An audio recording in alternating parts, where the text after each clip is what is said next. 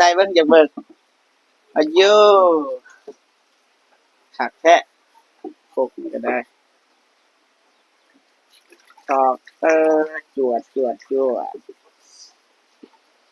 อืมพอแล้วนี่พี่น้อง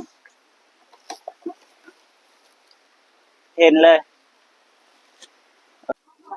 ยังยกอีกได้ป่ะโอ้ไปน้องซิมเมื่อเลยได้ป่ะไปน้องซิมได้อยากได้บ่กกไหมรอเปิดเบิ่งราคา120,000พี่น้องเนาะประมาณในปลาย130,000แต่ว่าเพิ่นลดให้อือใช้ข้างในงามบ่ตัวเก่ากับตัวใหม่เจ้าสิเลือกอันใดจะต้องไม่1,500 บาทคูณ630 945,000พี่น้องเนาะอ่าพอดีซื้อเขา660,000ซื้อเขา660,000ยังเหลือ285,000พอดีมาลบให้120,000กีบซื้อครบนะซื้อครบ120,000พี่น้องเนาะยังเหลือ165,000พี่น้องเนาะบ่เจ็บก็เลยบ่จักสิซื้อหยังพี่น้องเนาะก็เลยเอาเงินสดให้ซะพี่น้องเนาะ100,000อ่ะ100,000โอเค160,000นับครบบ่โอเคแล้วก็165,000อันนี้5,000ให้แม่อยู่ดีไม่แห้งความเจ็บจะสู้ได้ความไข้จะสู้มีปรารถนาสิ่งใดขอให้ได้สิ่งนั้นไปทางใดก็ขอให้ปลอดภัยเด้อแม่เด้อสาธุอ้าย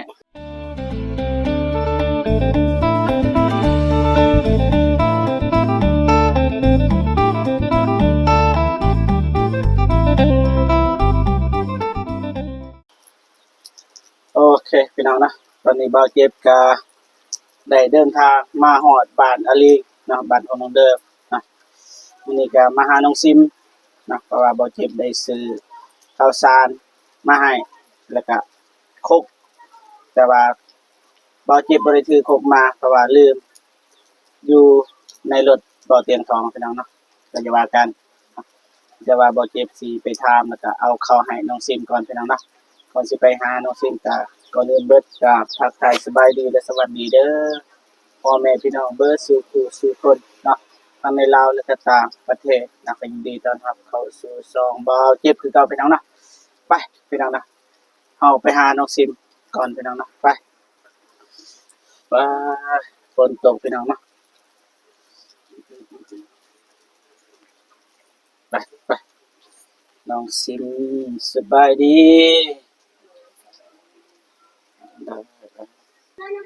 สบายดีน้องซิมสบายดีบ่าวเจ็บบ่าวสบายดี FC ทุกคนตกมาขออนุญาตกินเด้อเด้อบ่าลูกยังนอนพี่น้องบ่ได้ไปไสบ่มื้อนี้บ่ฝนตกแต่เมื่อคืนนี้ฮอดแจ้งเลยฝนตกเนาะเฮ้ยเข้าฟ้า งามเนาะฟ้าเนาะโอเคงามอยู่ฟ้าบ่คือสิแปลงบ่นี่มันมีเบิดแล้วพี่น้องบ่คือจะแปลงบ่คือแต่บ่มีเงินมีเงินเด้อนี่ตัดใหม่นี่แหละตัดใหม่นี่เขาขายบ่ใหม่นี่ขายนี่ได้เด้ออันนี้ก็ขายบ่นี่เด้อขายเบิดเด้อครับพี่น้องเนาะยังหลายบ่เข้าโอเคคิดว่ายังจักมื้อได้มัน ทั้งเดือน ครึ่งเดือนโอ้ยังโดนเนาะบ่เจ็บก็ด่วนเนาะยังครึ่งเดือนยังโดนอยู่พี่น้องเนาะกลัวน้องไปไส อยู่บ้านของแม่ เรียนของแม่ โดย เปิดไปไสฝนตกพี่น้องเนาะตอนนี้ก็ฝนตกพี่น้องเนาะเฮ็ดเวียกบ่ได้เลยพี่น้องบ่เปียกวะเมื่อคืนนี่บ่เปียกวะ เปียก ทางใด เข้าทะเลก็ย่อไปอยู่ในเปียกหมดทางนี้ อ๋อแต่ว่าตอนนี้นี่มันตอนนี้ฝนบ่แห้งปานใดพี่น้องเนาะเมื่อคืน คืน นี่ นี้ ฝ ฝ น น ต ต ก ก แห้ง แห้งเลยทั้งลมจัง เมื่อคืนนี่แห้งยอมรับเพราะว่าเฮาผ่านมาทางนี้คือกันมากับไอเตียผ่านมาทางนี้แล้วก็ลงไปทางบาทสะทัวแต่ว่าบัดไปฮอดบ้านกาแฟจุนหลาฝนบ่ตกมืดคือกันพี่น้อง ทางนี้จนชอบแจงเลยฝนตก ได้หยังกินมื้อนี้ สมคง สมคุง เลย ตำมะละกอพี่น้องนะข้าวเที่ยงกินน่ะบ่ นะ ข้าวเที่ยง กินแล้ว กินนะตำเนาะ เ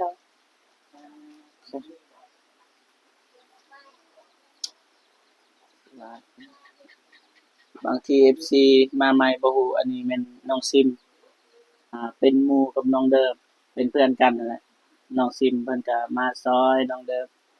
เปรียบเสมือนแม่คนหนึงว่าซั่นซะแต่ว่าตอนนี้นี่น้องเดิมไปอยู่บ้านทองวายน้องซิมก็บ่จักสิตามนะพี่น้องนะเพราะว่ามีผัวแล้วเดือนนี้โอ้ยสิว่าเสียวเบิดพี่น้องเวลาย่างกะนี่ฮะเหยียบบอลได้มันอยาก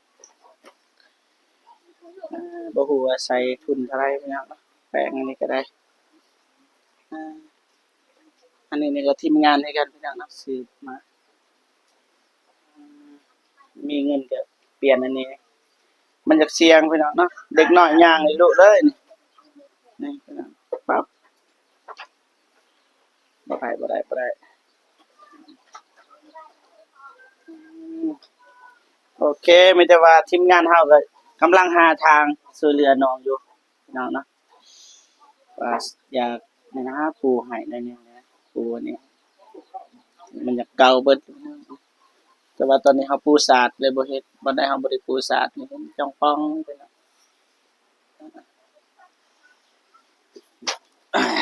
โอเคพี่น้องเนาะอายมาในมื้อนี้ก็บ่มีหยังหลายอายซื้อข้าวมาฝากให้เพราะว่ามีแม่ผู้ใหญ่ใจดีจากฝั่งไทยเพิ่นบอกให้ซื้อข้าวให้น้องซิมแล้วก็ซื้อครกใช่เบิ่งครกมื้อนั้นอืมแม่เพิ่นก็เลยเบาเจ็บซื้อครกให้น้องซิมแหน่ แต่ว่ากูเร็วกู เอาๆนี่บ่ถึกอืมอันแหละ ไอ้กูเร็ว ไม้ ไป ของ อยู่ แท้ บ่ เด้ล้างเบิ่งโอ้ เดี๋ยวเอาทองน้ำใส่เบิ่งอยากเบิ่งอายุคักแท้ครกนี่ก็ได้ตอกจวดอืมพอแล้วนี่พี่น้องเห็นเลยโอเคเห็นแล้วมีแต่ว่าอ้ายซื้อให้แล้วครกนี่แต่ว่าป้าอยู่รถอีเตียงก็เลยบ่ได้ถือมามื้อใดอ้ายถือมาก็สิแวะมาให้เด้อ เลย มีแต่เขาอ้ายป้าอยู่เรือนน้องเด่นพี่น้องเนาะเพราะว่าแบกบ่ได้พี่น้องแต่ว่าให้ครัวของน้องแบกแล้วก็สิแบ่งให้ไอ้น้อยแม่เพิ่นบอกให้แบ่งไอ้น้อยแหน่จาก10โล เลย เอ่อแบ่งกันช่วยกันบัดหน้าคันเบิดแล้วแม่ก็สิซื้อให้คันเรามีเงินน่ะคันเราบ่มีก็อย่าว่ากันพี่น้องเนาะคันเรามีเราก็แบ่งตลอดนะแม่เพิ่นแบ่งให้ตลอดน้องซิมก็คือสิฮู้เพราะว่าเฮาเฟซแม่ คุณยายใจบุญนั่นแหละเบิ่งให้น้องซิมเห็นพี่น้องเนาะแล้วก็หลังไม้พี่น้องเนาะก็ประมาณนี้พี่น้องเนาะไม่แต่ว่าให้น้องไปหาผัวซะแล้วก็แบ่งข้าวให้น้อยแหน่ไปเอาอยู่หั่นไปไปมีกระสอบปะหรือว่าเอากระสอบไปหน่อยก็ได้เอาให้หน่อย10 โล โดย ฝนตกพี่น้องสู้ไปด้วยกันบ่แม่นแต่น้องซิมเปียกบ่เจ็บก็เปียกพี่น้องแล่นเลยแล่นแล่นแล่นแล่นแล่นแล่นแล่น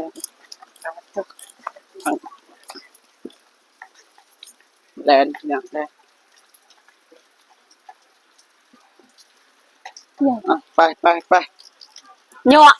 ฝนตกพี่น้อง เอ็ดกระสอบอีแปะกระสอบ อ๋อเจอถึงมาสบายดีอ่ะ กระสอบยิงละโถย สบายดี ตากคนเลย สั่นผมเดี๋ยวสบายดี เลย อ่า เยอะเลยเป็นทั้งหมด สบายดี ยอมเจ้าแล้วยอมแล้วไม่จ้ะ ไปขึ้นนะแบ่งเขาก่อนพี่น้องเนาะมาสุดหนองเด้อกับพัวแบ่งให้10 โลพี่น้องบ่เจ็บก็บ่จักสิประมาณ กระเบยเจอมา บ่ตูนคิดว่าบ่ตูน 10 โลดีก็พอไป10 โล ให้ไอ้น้อยโอ้ยตูนก็ได้ แบ่งให้แน่ กระเบยจิ ทุกคน แบ่งให้ไอ้น้อย10 โลพี่น้องเนาะ แป๊บที่แกอยู่นี่ที่แก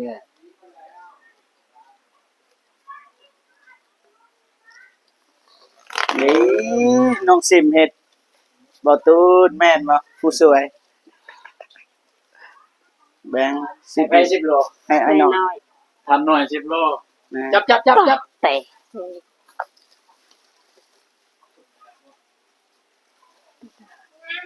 เลยเอ็ดไปงานไปจักงะ ได้ ไป แล้ว งาน โอเคได้แล้วเอานี่ บัน แหละ บัน ประมาณได้ประตูนะ10 โลบ่ว่าบัดเหย่อเอาประมาณ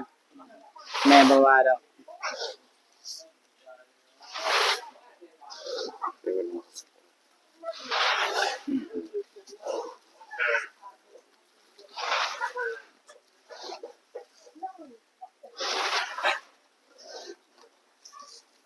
ใส่แล้วทำหน่อย จะหน่อยว่ากัน เดี๋ยวสิไปมอบกับเครื่องพร้อมกัน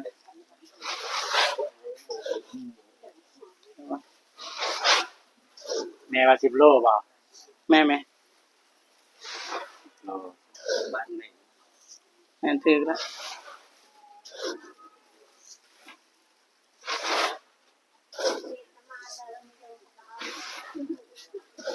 มาเอื้อยมา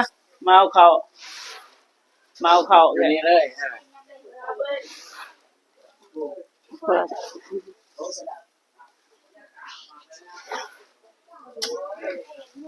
ได้ปะ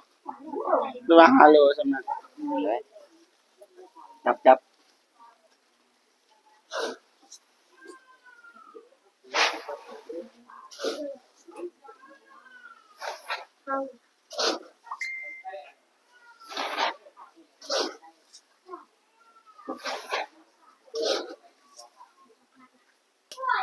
ประมาณวะ ได้แล้ว ได้ปะไปจะแบกเมื่อแบกได้ปะ แบกเลยให้ค อาย น ค รอน รอ แบกเลย รุ่นน้องเขานะแต่ว่าอายคนรอไอรีตั้งให้ ยังยกอีกได้ป่ะ โอ้ไปน้องซิมเมื่อเลย ได้ป่ะ ไปน้องซิม อ่ะบีเป็นนะ ไปเดี๋ยวนายจงมอบ จะ กัน ได้ นะ จะได้ ไป ก็จะไปในเขื่อนของจะซิมมาไปทั้งสิ่ง โคกนำไอเตียงกระเทินไอเตียงเรามาละไป โอ้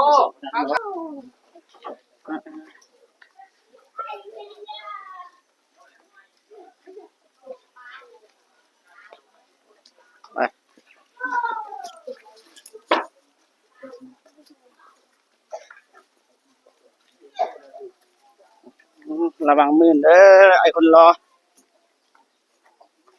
มื้อนั้นบ่ได้กินเด้แตกสะนี่อดกินมันอุ๊ยช่วยกัน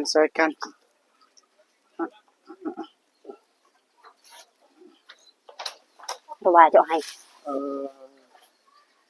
เยี่ยมไอ้คนรอไอ้เยี่ยมโอเคป้าใส่กระเป๋าแล้ว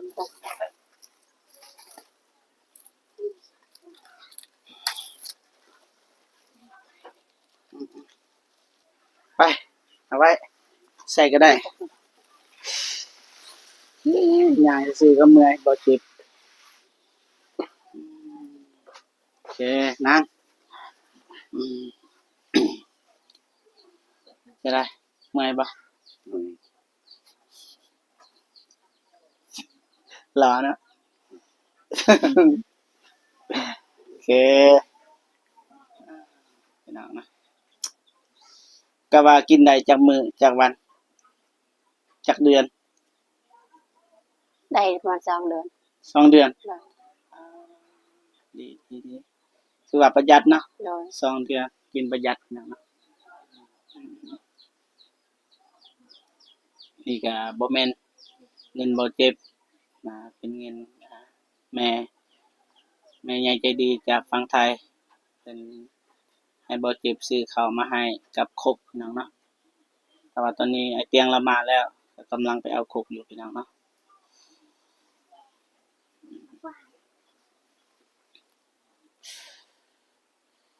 อ้ายครกนี่ก็ได้อยากได้บ่ครกใหม่อยากแฮงวะโอเคนะเอ้าให้คนรอเปิดเบิ่งราคา120,000พี่น้องเนาะแต่ว่าในป่า130,000แต่ว่าเพิ่นลดให้อือใส่ข้างในงามบ่ตัวเก่ากับตัวใหม่เจ้าสิเลือกอันใด เลือกต้นไม้ โอเคแล้วก็บ่จิบซื้อข้าวเพราะว่าแม่เพิ่นฝากเงินมาให้ 1,500 บาทพี่น้องเนาะเบิ่งสิได้เงินให้เด้ออ่า1,500 1,500 บาทเงินลาวถูกอยู่ 945,000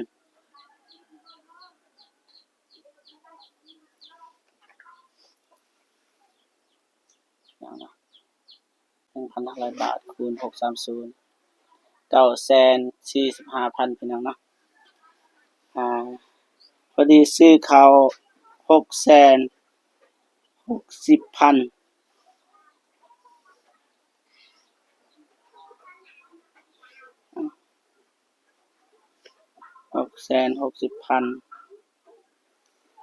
ซื้อข้าว660,000ยังเหลือ285,000พอดีมาลบให้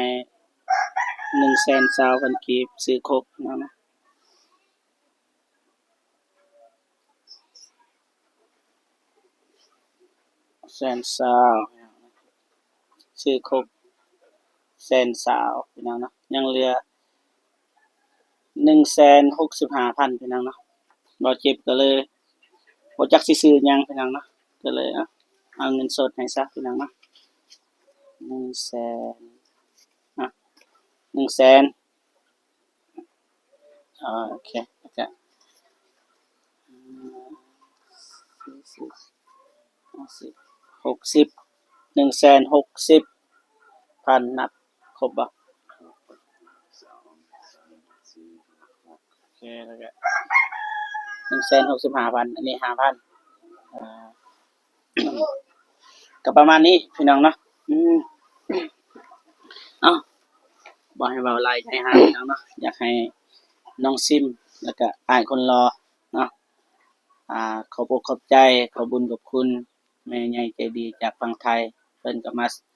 เพิ่นก็ช่วยตลอดพี่น้องเนาะอยากให้น้องซิมเบิ่งกองแล้วก็ขอบอกขอบใจขอบุญขอบคุณ แล้วก็อวยพรให้แม่เนาะ ขอบขอบคุณหลายๆเด้อแม่เด้อที่มาช่วยเหลือน้องซิมที่ช่วยเหลือน้องซิมข้าวสาร ครบ กับครก แล้วก็เงิน แล้วก็เงิน ส่วที่หลือเนาะ ขอให้แม่อยู่ดีมีแรงความเจ็บจะสู้ได้ความไข้จะสู้มีปรารถนาสิ่งใดขอให้ได้สิ่งนั้น ไปทางใดก็ขอให้ปลอดภัยเด้อแม่เด้อ สาธุสาธุอ้าย มีเสียเป็นกุ้งปิ้งก็ ฮะเป็นบ่เป็นโอเคก็เอาติเอ้ยพรก็ได้น้องสาวน้องซิมยังเนาะอย่าว่ากันพี่น้องเนาะโอเคนะไม่โอ้ยขอบใจหลายๆนะเอามีแต่ว่าอายกลับก่อนอะไรก็สู้ๆเป็นกำลังใจให้เนาะอันนี้ก็ทันได้ซ้ำนี่บ่มีทุนพี่น้องเนาะสิแปลงใหม่เหยียบยามใดรู้สึกว่ามันอยากหักพี่น้องเนาะไอรีบ่กล้าขึ้นเลยขึ้นก็ระวังพี่น้องเนาะเบาลีก็ย้านเนี่ยเคยขึ้นมาเทื่อนึงแล้วพี่น้องเทื่อนึง 2-3 เทื่อแล้วประมาณนั้นพี่น้องเนาะอย่าว่ากันมีแต่ว่าอายกลับก่อน โดยปลอดภัยเด้อ โดยโอเคไปพี่น้องเนาะถือว่าเป็นสะพานบุญให้แม่ใหญ่ใจดีจากทางไทยไปที่ห้อยเนาะเอาเข้าวมาให้น้องซิมเอาครบแล้วก็เงินจำนวนหนึงส่วนที่เหลือพี่น้องเนาะจังได๋ก็ขอบคุญขอบคุณเนาะแม่ใหญ่ใจดีจากฝั่งไทยที่ไว้วางใจเบาเจ็บเป็นสะพานบุญในครั้งนี้เนาะจังได๋ก็ขอให้แม่จงมีแต่ความสุขเนาะสุขภาพแข็งแรงประสบผลสำเร็จในหน้าที่การงานไปที่ใดก็ขอให้ปลอดภัยนะอายุมันคนยืนนะเป็นโฮมโพโฮมไสให้ลูกให้หลาน เป็นผ่านในบ้านให้ลูกให้หลานได้กราบได้ไหว้เด้อสาธุเอาคลิปนี้บ่เจ็บขอตัวจบคลิปก่อนนะเอาไว้เจอกันคลิปหน้าเนาะสำหรับคลิปนี้ขอกล่าวคำว่าสบายดีเด้อบ๊ายบายพี่น้องเนาะ